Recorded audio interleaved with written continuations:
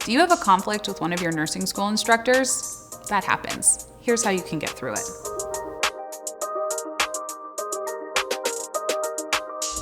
I'm Liz, a family nurse practitioner, and I've partnered up with Lecturio to bring you this nursing school survival guide covering everything I wish I would have known before my nursing school journey began.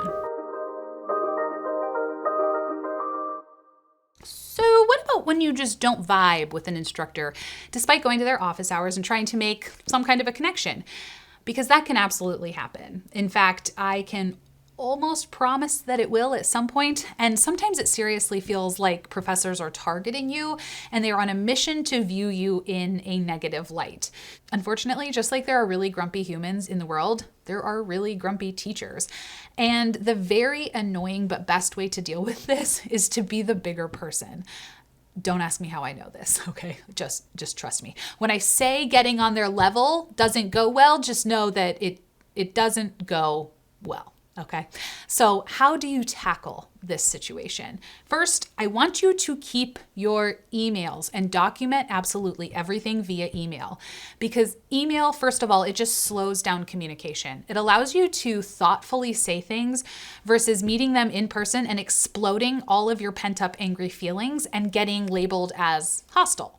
Not that I've ever been labeled hostile, but this does not help you. And if you have a conversation with a professor in person, send an email afterwards with a quick summary of what you discussed, because like in the real nursing world, if you didn't chart it, it didn't happen. Email gives you proof of the conversations that the two of you had. When you reach out again, whenever, to this professor, explain how you are feeling and explain your side, and then ask them, maybe after an encounter, like, for their side. I feel as though I made adjustments to my writing style after your previous feedback, and now there is more correction, but I don't feel acknowledged for the other improvements that I have made. You're going to make a lot of I statements, okay? Not you.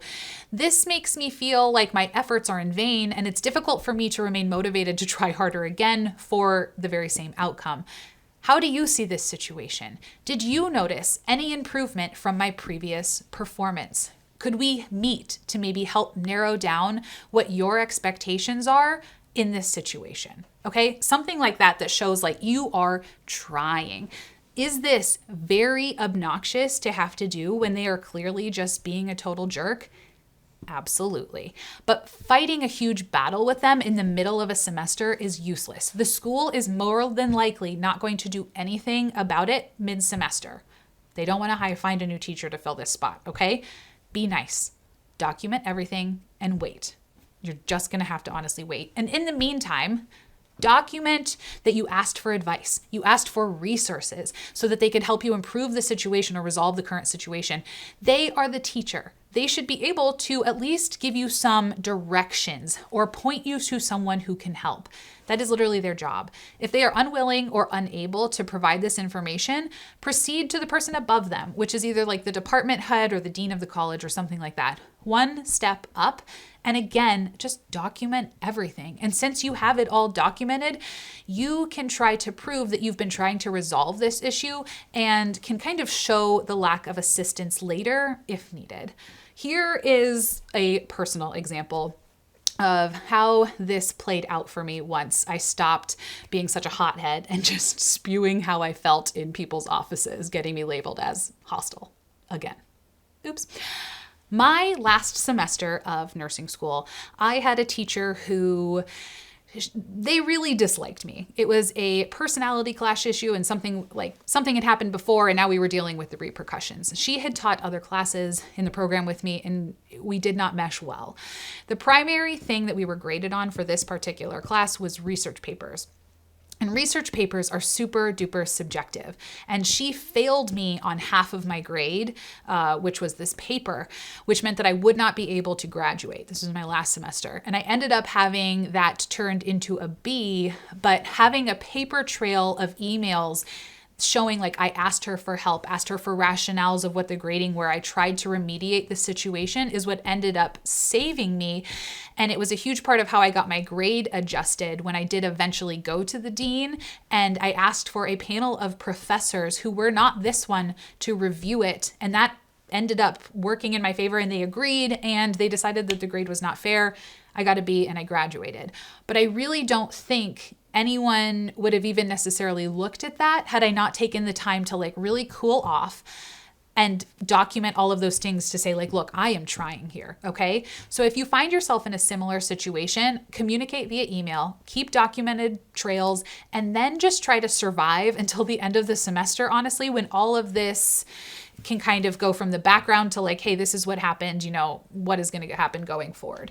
And then once the semester, you know, once it's done, then you can take it to the dean or the department head if you want. Let them know in concrete terms what your concerns were with the professor, backed up by proof, either emails or, you know, examples from class. Don't just say they were hard or they were unfair.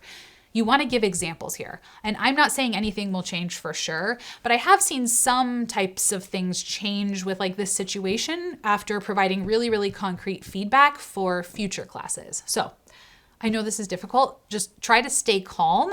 Clearly, I know that that is hard, but it really did work better. I tried both versions for you, and you don't have to be me. Choose the chill. That probably sums up most of this series. Just choose the chill. Should probably just rename it. And that concludes that. I will see you in the next playlist where we talk all about clinical. Okay, I hope that helped clear up a few things for you. That is honestly our goal here at Lecturio, to make your nursing school life as simple as we can.